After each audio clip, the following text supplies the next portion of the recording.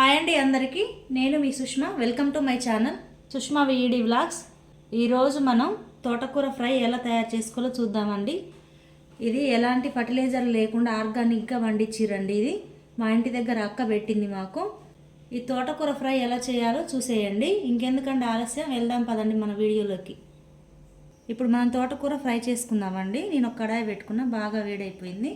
ఇందులోకి మనం ఆయిల్ పోసుకుందాం. ఆయిల్ బాగా వేడైందండి. ఇందులోకి మనం పోపు దినుసులు వేసుకుందాం.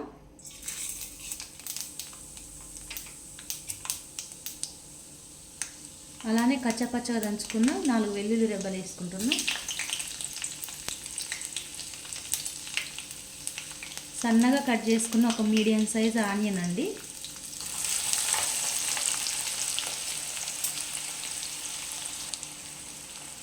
Onion fry కానిద్దాం.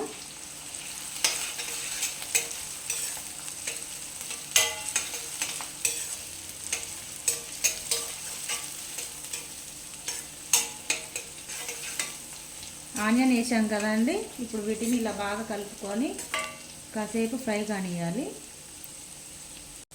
ఇందులోకి 2 ఎండుమిర్చి వేసుకుంటున్నాండి.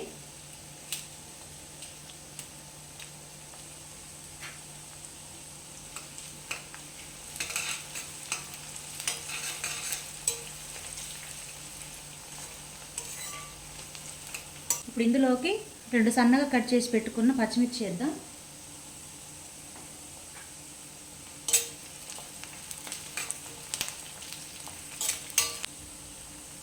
కొంచెం పసుపు వేసుకుందాం.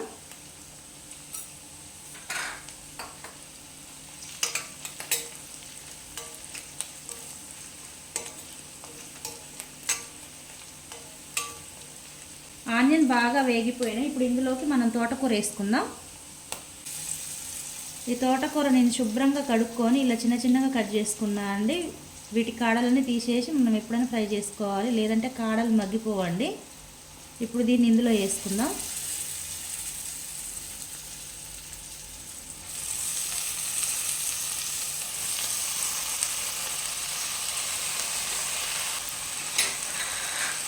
ఒకసారి కలుపుకుందాం.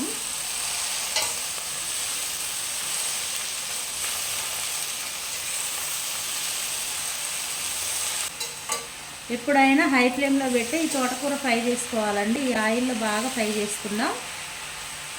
తోటకూరలో ఎప్పుడైనా సరే మనం ఉప్పు ముందుగానే వేసుకోవద్దు, ఆయిల్లో ఇలా మగ్గ పెట్టుకోవాలి. మనం ఉప్పు వేసుకుంటే ఈ తోటకూరలో ఉన్న వాటర్ మొత్తం బయటకు వస్తాయండి. ఇప్పుడు ఈ తోటకూర ఇలా మగ్గిపోయింది కదా అండి. ఆయిల్లోనే ఇలా ఫ్రై చేసుకున్నాం కదా. ఇప్పుడు దీంట్లోకి ఉప్పు వేసుకుందాం.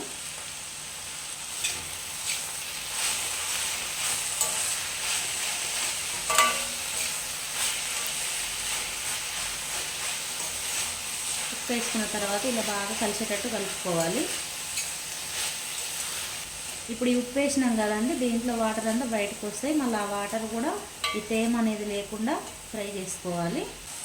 తోటకూర బాగా ఫ్రై అయిపోయిందండి. ఇప్పుడు ఇందులోకి మనం కారం వేసుకుందాం. మనం పచ్చిమిర్చి ఎండుమిర్చి వేసినాం కాబట్టి కారం తక్కువే పడుతుందండి.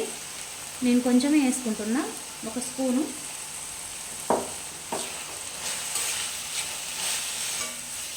ఎంతో టేస్టీగా ఉండే మన తోటకూర ఫ్రై రెడీ అయిపోయింది. మీరు కూడా మీ ఇంట్లో ఒకసారి ట్రై చేయండి. వేడి రైస్లోకైనా చపాతీలోకైనా చాలా టేస్టీగా ఉంటుందండి ఈ తోటకూర ఫ్రై. మీరు కూడా మీ ఇంట్లో ఒకసారి ట్రై చేయండి. ఎలా వచ్చిందో మాకు కామెంట్ చేయండి. మన ఛానల్ని సబ్స్క్రైబ్ చేసుకోండి. మన వీడియోలు చూస్తున్న ప్రతి ఒక్కరికి ధన్యవాదాలండి.